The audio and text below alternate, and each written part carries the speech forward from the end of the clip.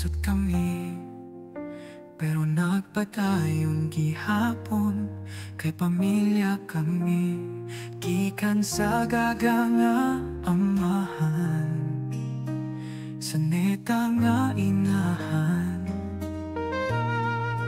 Naa sa puso ang kalig-on, wala gayud mawagtang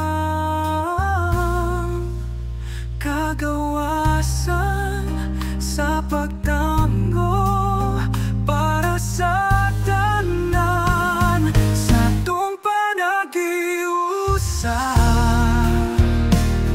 Walay kapakyasan, pusla ng guma, pag-asa o pagsalig, kadahagi magpadayon sa pag-alsa, pagdai susama sa pagsiriya sa adlaw.